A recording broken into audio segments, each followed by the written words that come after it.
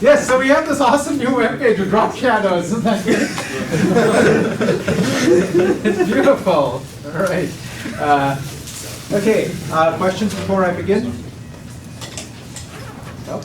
Okay. What did we do last class? What did we do last class? Why don't you leave the door open? Just push it open. What did we do? What did we do? Memory. Memory. What about memory? Ha! I'm testing yours. What did we do? Mutation. Mutation Mutation. In particular, what kind of mutation? in a sequence. But this kind of mutation, right? Structural mutation, object mutation. Yes, we added sequencing. And what was the key idea? What was the insight? Yes. Store passing style. Store passing style, right? Which is this idea that you pass in and return, because otherwise we have this program, this interpreter, that's a pure function. It's always going to return the same result on a given set of inputs. So we have to somehow address this fact that we can't give it the same set of inputs if we want different outputs. Well, how did we fix that problem? By saying, we won't give it the same set of inputs. We'll give it this thing that is this dynamic entity, unlike the environment, that reflects the current state of the computation. And then the answer is still a deterministic answer based on the state of the computation. Yes? I also produced, a little carried away on the amount of notes I produced, I'm sorry. But I did produce these notes where I pointed out that this is actually a useful way to think about the store in your computer. It's a global parameter, one way to think about it. Another way to think about it is it's a parameter that's automatically being passed into and returned from every function that you write. Right? Every Java method that you write is getting this parameter for free that it's consuming and returning. And as I pointed out, that one of the uses of state then becomes this communication channel. Right? I can set something here, I can read something over there, and I may have gone through a bunch of intermediate points, but they don't need to know about it. Okay? One of the things I asked you to think about in the notes is, I have this next lock, right? New lock. New lock is cheating, right? Why is new lock cheating? Why is new lock cheating? It uses boxes. That was the whole thing we're trying to get rid of. How would we avoid having new lock using boxes? What would we do if we didn't want new lock? Hello. What would we do if we didn't want new lock in the program? Pass a parameter. Do we just pass it in? What would we do if we wanted to get rid of new lock as this box-based implementation? How would we add it to our program, to our interpreter?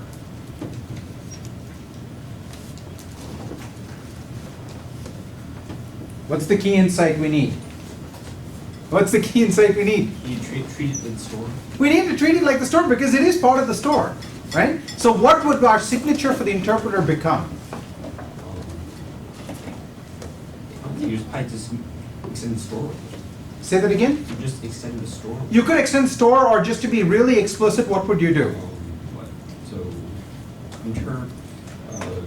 Takes an expression, and environment, store. store, Newest or current. the last location that was used.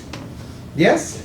And then what would it return? Returns a combination of results. An answer, a value, yeah. Any current highest line. Yes, a value, an updated store, and an updated what is the highest location that got used in the process of evaluating this expression.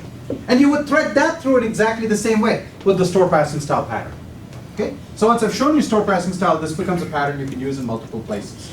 And then we're going to see a related pattern coming up in about a week, and then we'll try to abstract over those patterns as well. Okay? So we've done object mutation, and now I want to move on to variable mutation. We're actually going to come back to object mutation a little bit, but let's talk about variable mutation. Okay? So the key thing I'm adding for variable mutation is I'm adding this new construct in the language, which is a var-c. And a var-c stands for this thing over here. Okay? So var-c is now a variable. So I've got identifiers, but now I've also got variables. And I have the ability to set, in my core language, to set a variable. Okay? So how many parts are there to a set? So this is a set, C. Okay? I need to represent this abstractly. How many pieces does it have? Sure, your question, going back, yes, okay. Yeah. I'm not entirely sure why variable mutation is conceptually different than object mutation, since like you could treat a variable as mutating a variable as just changing a global property. Okay, that's great. Okay, so why is variable mutation conceptually different? There's a few different ways to answer that. One way to answer it is, you're right, we don't really need, in fact, I discussed this near the end of the notes and the sort of the perspective section of the notes. We don't really need these two different entities. We could just take all of everything we wanted to treat as a variable, we could just make it a box, right? And well, we can mutate boxes. Instead of having this notation for mutation, we use, hey, guess what? The same notation for mutation, right? So this is actually now a box instead of a variable, and we just mutate the box and everything would be fine, right? So it's perfectly fine. There are some subtle differences between variables and boxes, okay? And they have to do with aliasing, and it's something I was hoping to talk about later, but maybe we can talk about it briefly now. If I have in my program,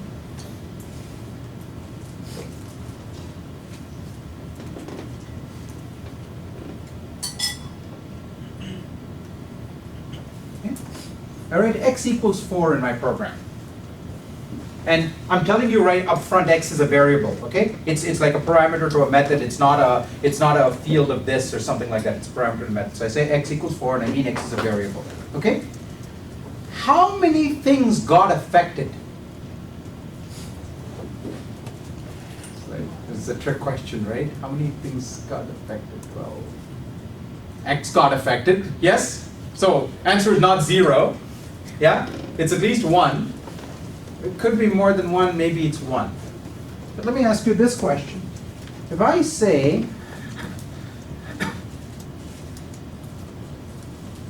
O dot x equals 4, how many things got affected? It's not 0, right? It's at least 1 because O's x property got affected, right? But if somewhere in my program I had earlier said y equals O, okay? Now, after this assignment, is y dot x going to be the same as it was before the assignment, or is it going to be different? Two answers, come on. Sorry? Same it was before or different? How many things is going to be same? How many things is going to be different? Well, unless it was 4 before. Oh, okay, all right. There's always a wire. Okay. Yes. Unless it. Yes, it was 3 before. It's always 3 before, remember? Okay, so because it was 4 before, y has also changed, even though when you look at this expression or this operation over here, do you see y mentioned anywhere? Is y, it's like the text y anywhere inside that the BOX box. It's not there, right? And yet magically y's value got changed without y having any say in the matter. Right? In contrast, in this particular case where it's a variable mutation, right? No other variable gets affected in most programming languages. We'll talk about that at the end of lecture, okay? But most programming languages, nothing else gets affected. If I change x, x changes, but everything else stays exactly the same. Okay? So this property, where changing one thing also changes another thing, is called aliasing. Right? That's what the name suggests. It's an alias. Yes? So what has happened is y is an alias to O, or you could say O is an alias to y, right? It's not like the object knows its name or something like that. So O and y are aliases to the same object, and mutating one of them automatically affects the other whether it wants to or not. It doesn't get a choice in the matter. Okay? Question? I think you could represent this so that it was still the same, because O could just be a list of locations. Those locations don't change. So Y is actually still the same after setting O's. Because X is just whatever the value is stored at that location. I'm not quite sure I understand your proposal, but certainly what I'm saying here is representative of what happens in a language like Java. Yeah, no? You disagree? I think there may be confusion because you're using both x as a variable and x as a field of the object, Yes, that's a good point. and it's the, I should say you're using the letter x. not the- How about that? Good. Is that what you're getting at? Yeah. Okay. Well, But I don't think that's quite what you're getting at. well, if you're, I guess it depends on your representation. If you're representing objects as like a set of values, Okay, so we haven't talked about objects, so perhaps it was unfair of me to bring But objects into this. if your objects are just a set of locations, then your objects are fixed, and the values at those locations can change. In which case, these two. But are- when you look up the value, when you look up the location, in fact, what do we do? When we go to look up, right? What do? We look up in the environment to get a location, and then we fetch in the location to get a store. So we always do that extra fetch. So even if the location is the same, the thing that I reference is going to be different because the thing in the store has actually been mutated. Oh, right. So y will sort of, or in that above example, y will behave differently, but it will be the same. Oh, it's the same location in memory, but the answer that I look at when I get, so if I had cached away a value, right? So let's say what I had done was the following. I had cached away the value of y.w, okay? I wanted to optimize my program, right? I knew I was going to be computing this thing multiple times, so I cached it away one time, right? And I said, I'm just going to refer to this multiple times. But the value that I would have gotten after this mutation to O, not to Y, has actually changed and my cache is no longer valid. I see. Yes? No matter what, so even however you choose to represent objects, that's still going to be the case, right? So my cache has been invalidated, and I had no way of knowing it just by looking at the source text of my program, because I made a change to O, I didn't make a change to Y, right? But I have actually made a change to Y because of this aliasing effect. Yes? Good. Okay. Hopefully that helped you. If that helped, that's great. And if it didn't help you, sort of ignore it or go back and watch it again on the video later I'm on. confused. Yes? So when you construct a box, so what's inside the box? A reference to the original. A location, Location. right? The box contains a location. So we pass the box to a function as parameter. You got a copy of the box, but the location. Where did the word copy come from? I mean, the value of the box. You get the value of the box, which is the box V. So, but the reference, the location inside is still the same. That's Is why exactly we the same. retain the same, right? That's right. And so if I go inside that function and set box it, right, I have changed what is inside, what is at that location at that point in the store. And so when I return it, you see the change. Okay. Okay? Makes sense. Good. Good. Other questions about this? Okay. This is actually a very interesting point because this is a source of a lot of confusion in languages like, when on the internet, right? Call by value versus call by reference versus call by whatever else terminology people use, right? When I pass I've heard even professors say this. I pass something into Java. I pass an object in Java, and I change something in the callee in the method, and I come back and I see that it's changed. So what is Java using? Is it using call by value? Is it using call by reference? Who the heck knows, right? First of all, we don't know exactly what these terms mean, but the real problem is you have to be very, very careful about distinguishing what happens. First of all, are you doing a variable mutation or are you doing a structure mutation, right? And the fact that you pass a mutable value and the value that is mutable gets mutated does not mean that you pass by reference, right? That just means you passed a value that's mutable. Right? So Java actually does pass values. It doesn't. It's this whole confusion about references. It's so bad that I could spend like 2 lectures just trying to unravel this terminology, and I don't know we'd just be even more confused. I suspect by the end of it, because then you'd go on the internet or open a Java book and your brain would get screwed up again. So that's why I'm not even introducing these terms because they're just too confusing. I just want us to understand that there's object mutation, variable mutation. That really is an important semantic distinction. And I've been trying to explain where the semantic distinction comes from, right? So one of you asked, why can't we just use variables in boxes instead? Well, the thing is, boxes have this aliasing property, right? Because if 2 different things are looking at the same box and one of them changes the value of the box, the other one sees the change whether it wants to or not. Variables give you that control over whether you see a change or not. That's the fundamental difference. Questions about that? Okay, so that's why it's worthwhile thinking about variables as an entity in their own right. Okay, and I will explain, we're going to get to exactly what happens. So the other question is, what is the real difference between them? That's exactly what we're getting to today. Okay, that is precisely the distinction we're trying to get to today. So we have the set C, and now the question is, what are the pieces of a set C? So a set C is trying to represent this thing over here. Okay? In the abstract syntax, how many pieces do I need, and what are those pieces? How many pieces do I need? I see people doing this to me. You know, fastball or?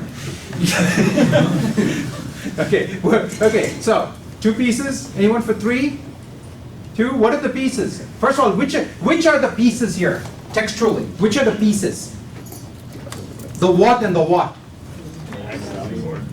Don't even give me abstract names. Which thing is one piece, which thing's the other piece? In this very example here. The x and the 3 are the 2 pieces. Yes? Okay. Now, we have to think about what kinds of things those are. Okay?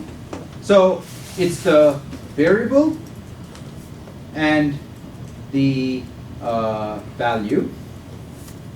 Okay? And just to be pedantic, I'll go back and close this off. Okay. Okay. So my friends are matched in the right colors. Okay. What kind of thing is the value? What sort of thing is it? It's a? It could be any expression, right? Not just a number. It could be an arbitrary expression. So I have an x per c here. What kind of thing goes in the variable position?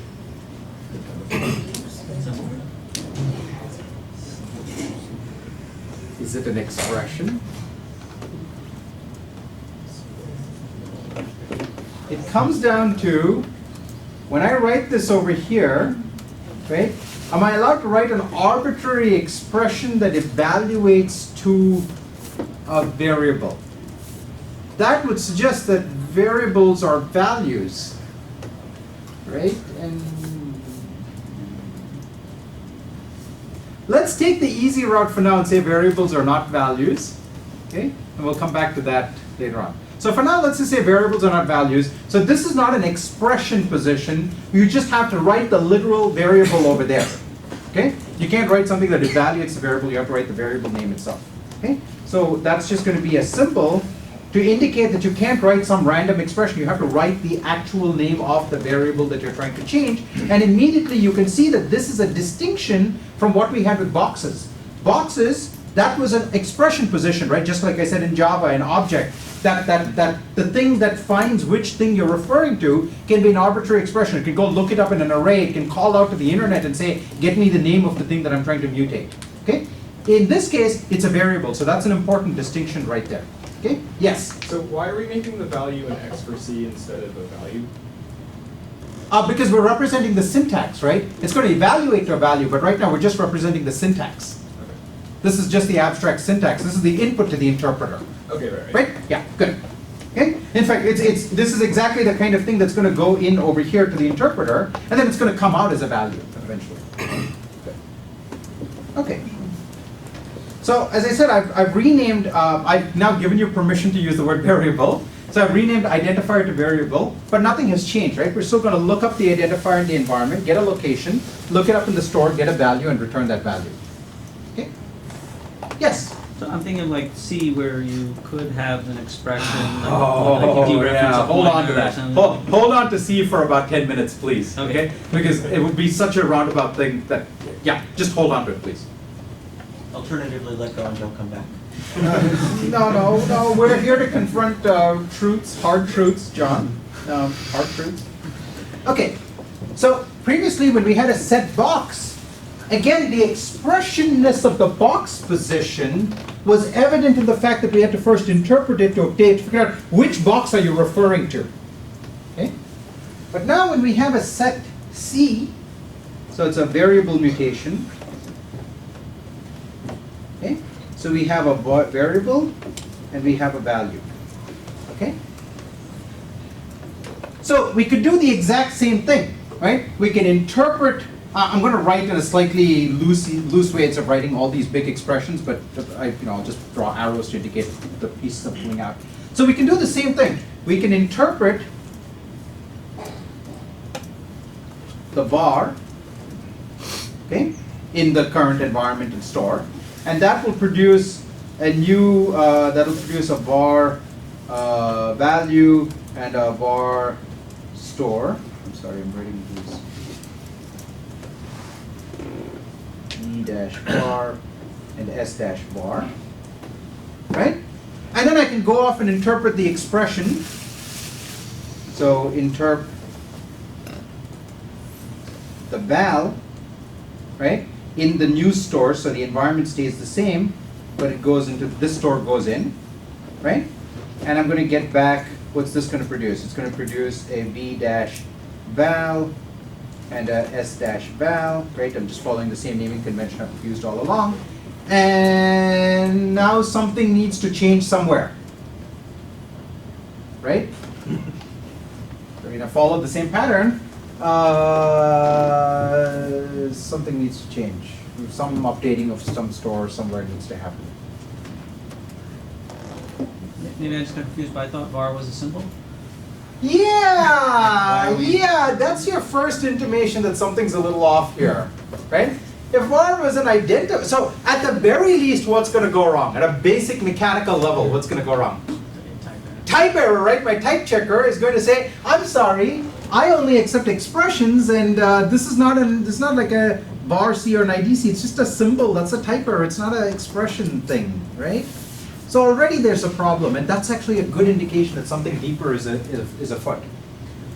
Which location do we want to change? Which location do we want to change?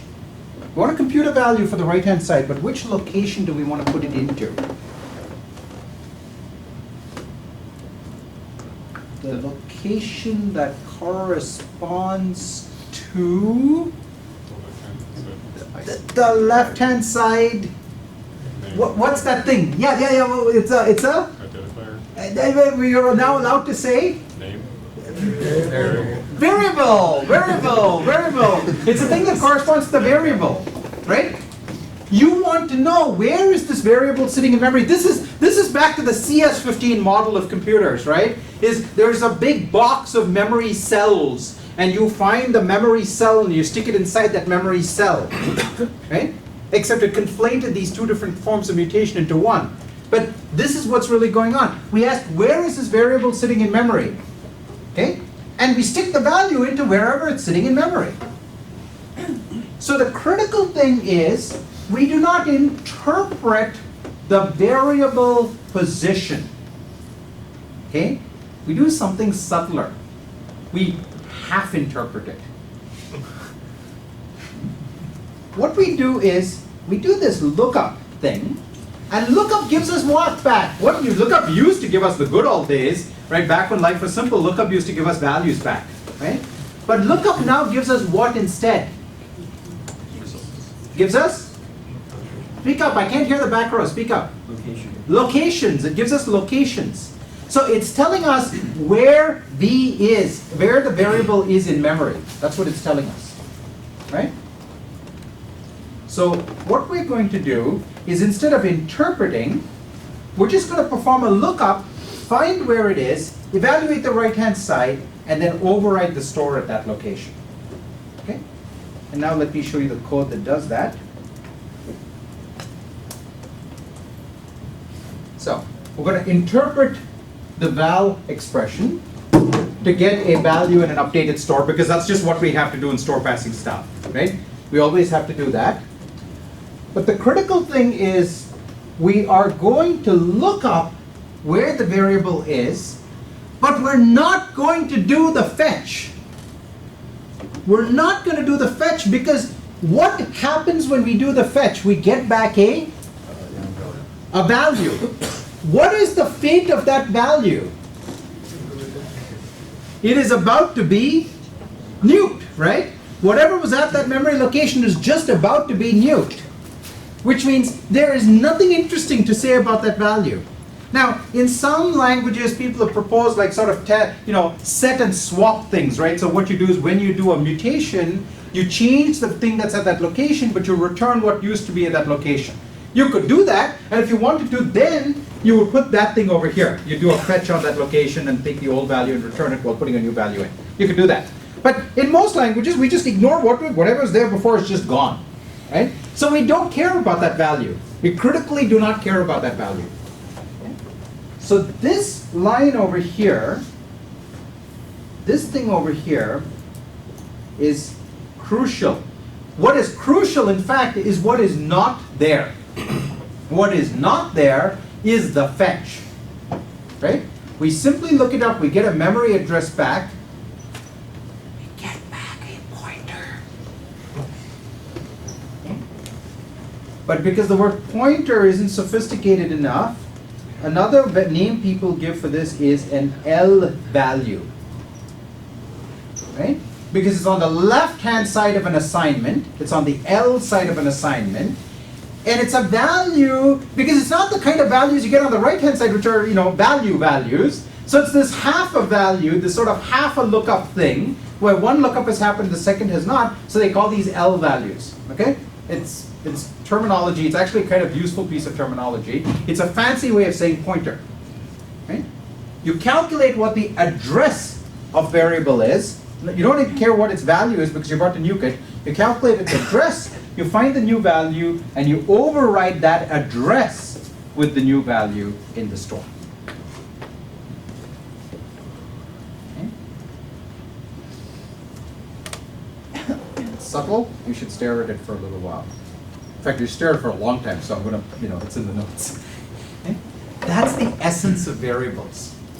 And that essence is why variables are a semantically different concept than structures, objects, boxes, all of which are the same sort of thing, right? Because here you actually did an honest-to-goodness evaluation to find out which box you were referring to, and then went into the box itself and mutated what was there. When you get to variables, you do this half a lookup, and you change what is at that memory location.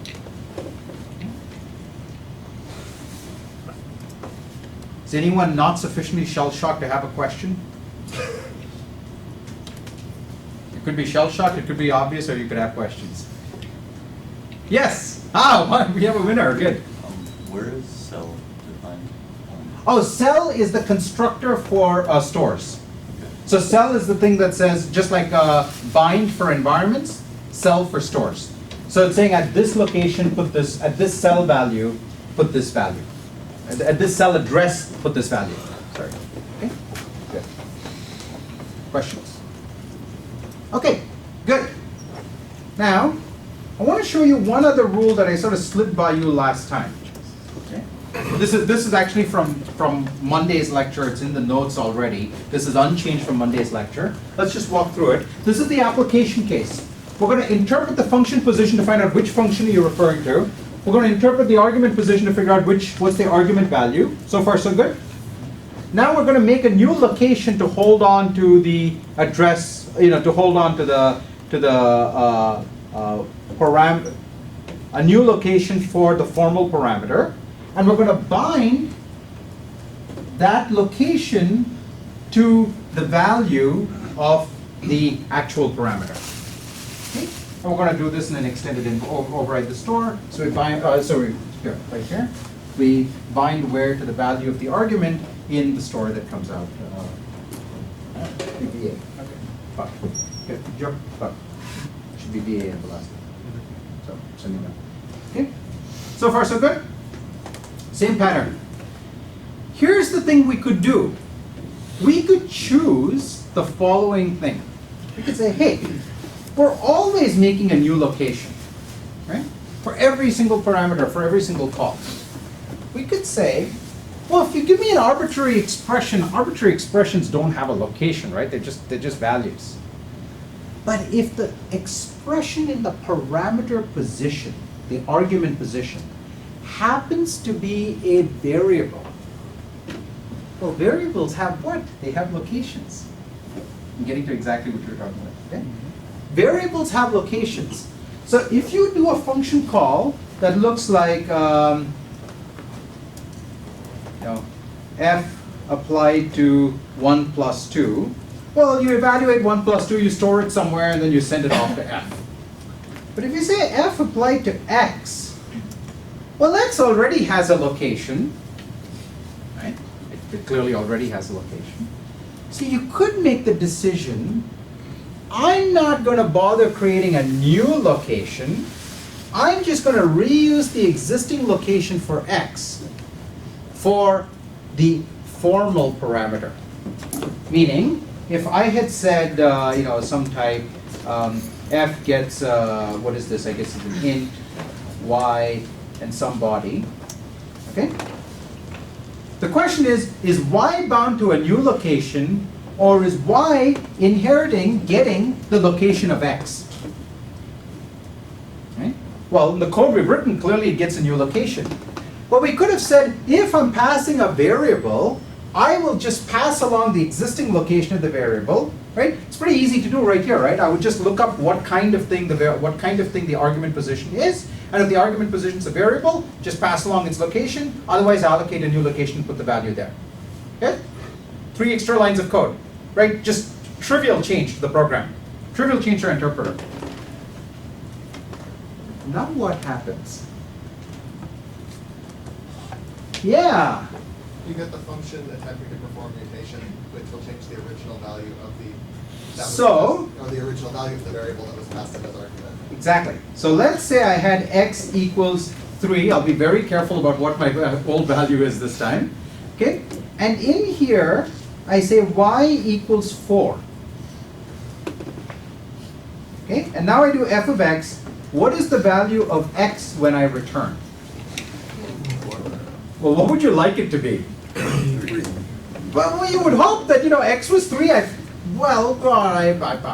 passed x to f. So in Java, what happens? If this was Java code, what would x be when I'm done? 3. It would be 3, right? And in particular, it means that a compiler could rely on that and optimize around that. If it knew that x was 3, it knows that as long as I don't do any x equals inside here, x's value is going to be 3. I can replace all x's with 3's, and I can do whatever inlining and other optimizations I want to perform. But the moment I allow my language, I allow a function caller to just grab onto the location of x. That's bad. Now, the compiler has to assume, it may not even know what f is, right? Remember, in C, this is actually an expression position. You don't usually think of it that way, but you can actually look up what the function needs to be. You can compute the function, okay?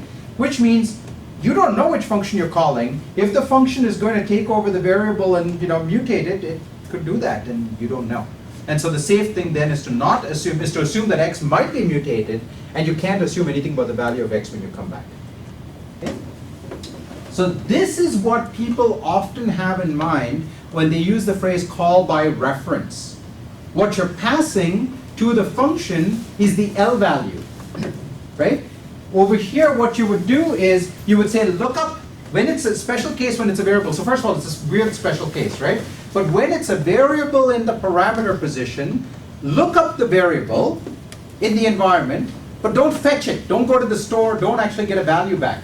Just look it up, compute its address, and pass its address along so that this thing over here has the exact same address as x does. So any changes to this will also impact x. What rule did we just violate? What did I say at the beginning of class that we just violated? It only changes one thing. It only changes one It only changes one thing, and I even gave it a name. Aliasing. Yes, we just violated aliasing, right? I said structures inherently have this aliasing property. Variables inherently do not have aliasing. So you have this nice property that you don't have to worry about other random things being affected. When you do this, when you have reference parameters in your language, you have reintroduced aliasing for variables, and that is a bad, bad idea. Really bad. It's nice to have things that are not aliased to know that they will not be aliased. The amount of heroic effort that programmers, compiler writers put in to figure out aliases, it's bad. It's really bad. And creating new opportunities for aliasing is a terrible idea. So is this equivalent to passing a pointer to f and then assigning To F or to X? Passing into F. Into F, a pointer to X. To F. That's exactly what this is. That's exactly, reference parameters are send a pointer to the thing rather than evaluating and sending its value along. That's exactly right, right? And so in C you have this ampersand operator, right, which is essentially the L value operator, right? Give me the L value, don't give me the R value, right? I'm glossing over some minor details, but that's essentially what's happening. Ampersand is give me the L value for this particular variable, okay? And this is a problem, right? Because now you've got memory addresses floating around. In C, it's compounded by the fact that memory addresses are actually numbers, so you can do arithmetic on them, and then you can store them. So ampersand inherently is not completely evil. Star inherently is not completely evil. Plus inherently is not completely evil. In fact, it's not evil at all. And yet you put these three things together, it's like, oh my God, what have you done? Right? You could imagine a type-safe, memory-safe version of C where you're allowed to do ampersands, but when you do an ampersand, what you get back is not a number, but you get a special new data type called an address. Okay? And address has like some primitive arithmetic operations on it, but they're different, but their operations are checked that you don't sort of wander into random middle bits of things. Right? It checks, it says, I'm sorry, you've just added 1.5 to this and that's not an okay address. Or you've added 2 and addresses have to be aligned by 4. And in fact, you've added 4, but you've gone off into an object that is of a different type and now you've done a type unsafe operation. You could imagine that it would actually be expensive to do all that. It would actually be brutally expensive to do that. But you could conceive of such a language, right? A version of 173 might actually force you to design and implement such a language. We're not going to do that. No, we're not. Next year. Next year's 173 is going to do that. Okay? So it checks what kind of thing it is and says you've just done a type unsafe operation. And as long as you're type safe, it says, oh, everything's good, you're still type safe. And now when you do, so you could do ampersand of X, you could do, and I'm doing plus with a little hat to say that this is the address plus rather than the arithmetic plus. Okay? And plus 4, and it checks that that is in fact a legitimate address. It's really the beginning of an object and it's the same type as X, and you go off and you do star of that, and this is all perfectly fine. You could have such a language. You don't. It sucks, but you could. Why would you ever want to be able to manipulate the memory addresses of it? Oh, go take that. I don't know. Ask somebody who wants to actually defend that position. Okay, good. Okay, so that's variables, reference parameters. All make sense? Yeah? So let me come back to your question about C now. I don't know if I've even answered it or not. So why don't you ask the question again?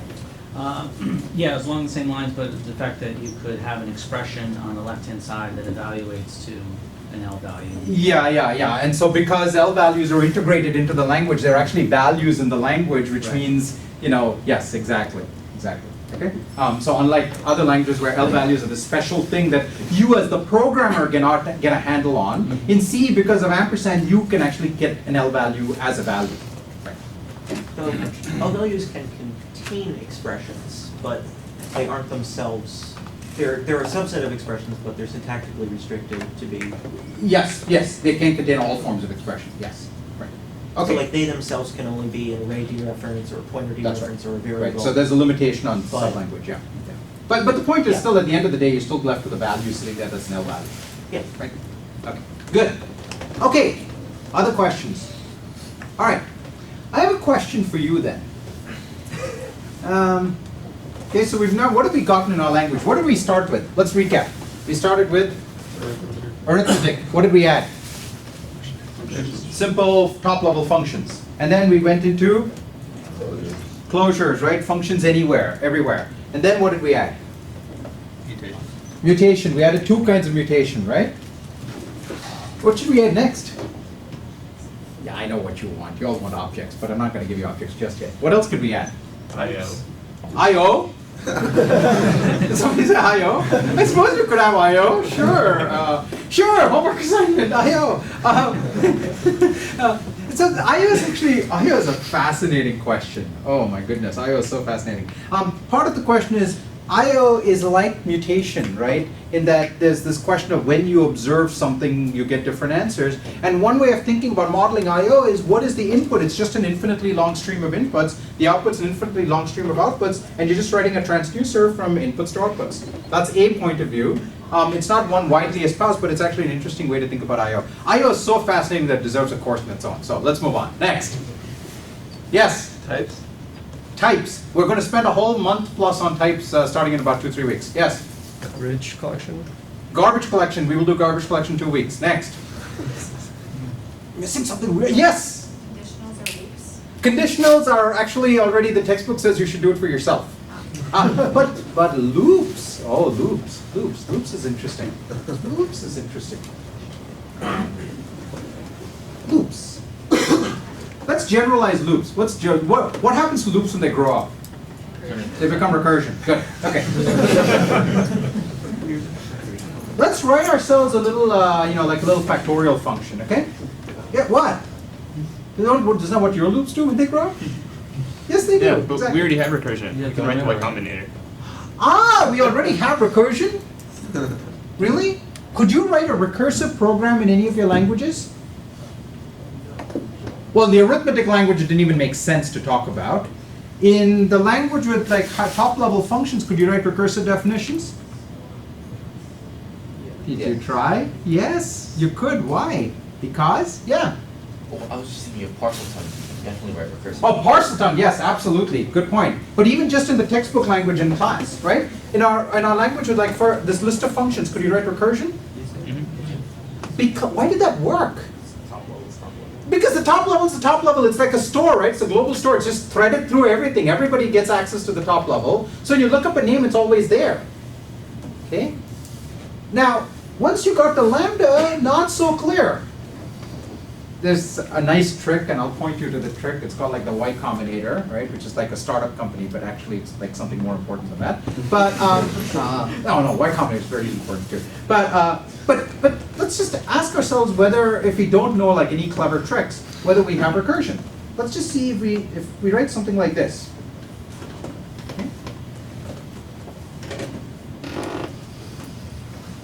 Right, so in the book I said you could have a very simple conditional which is just if zero. You don't even have to add Boolean types to your language, right? Just zero is false. I mean it's C, right? It's awesome, right? So if 0 n, then return 1, else multiply n by fact of plus n minus 1, just to be really pedantic about what we have in our language so far. And now I say fact of 10. Okay. Do those parentheses really line up, or are you just hoping no one counts? Oh no, they do. They do line up. Yeah. Okay. So, is this program going to work or not? No. No. Why not? Unbound identifier. Fact. Okay. Hold on. Let me be better in my testing.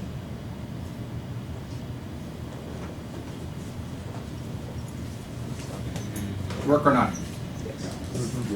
Yeah, absolutely. So for the quality of testing you do, we have recursion, right? But you're all becoming better at testing. So if I now replace this, so why does this work, by the way? I'm sort of half joking. It's only not even half a joke, okay? 0 goes in here. Is n 0? Yes. So I get 1. And I actually get an answer.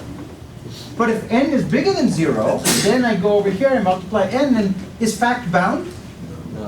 No, and it's maybe a little subtle to see, and in the notes I show the expansion, right? Because if you turn this let back into its lambdas, you realize that this fact over here is, it's turning into lambda fact, this thing bound, and it's being applied, it's lambda fact applied to this closure, and fact is actually a free variable in the thing that this thing is, that anonymous lambda is applied to, okay? So fact is not actually bound. Now you could always inline one more version of fact, right? If you inline like 3 copies of fact, we'd be done. Pretty much all your test cases would be covered then. Unless you're like one of these, by the way, these Piazza guys are amazing. Okay? They're amazing in the following respect. I hope you're learning a really valuable lesson. Many of these folks are professional programmers. And here's what professional programmers do. They build themselves tools before they go off and do anything else. Now some of you have behaved the same way. But there's a really awesome lesson here, right? And parcel tongue, for crying out loud, does this thing need a Emacs mode or REPL? But that's what professionals do. They don't waste their time saying like, is parcel tongue worth it? They're just like, to be able to be effective, I have to build the tools that I need. and they go off and build the tools that they need. It's truly an awesome thing to see, watch and learn. And some of you have been contributing to the tool suite too, right? So all of a sudden, Parceltongue has this amazing like tooling repository now. It's completely insane, but it's great. It's great. Learn that lesson. So The test case statistics are pretty good too. So Parceltongue has twice as many test cases as JavaScript now. right. And so one of the things they do is they also write test generators. And when you write a test generator, then the strategy, you can inline it often enough for the test generator. Okay? Now, how do we get recursion when we don't already have recursion? Well, yeah. You could use boxes. You could, How could we use boxes? first, you could make a box which has a sort of stub in it. Okay, so let's try doing that. So eraser is probably the wrong way to do this.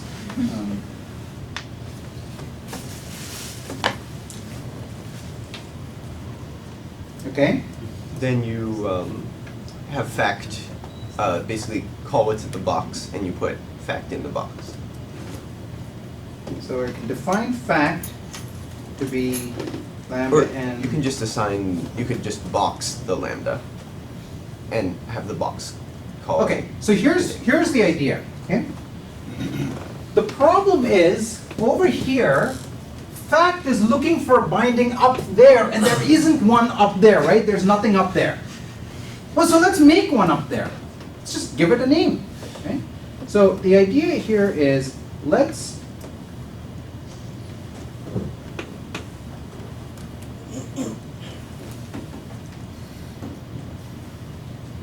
first make fact exist as a name.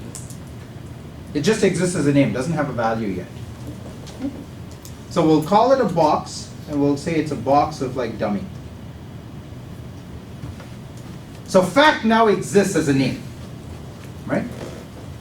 Now if I write lambda n, if 0, and now I say multiply n by, I want to say fact here.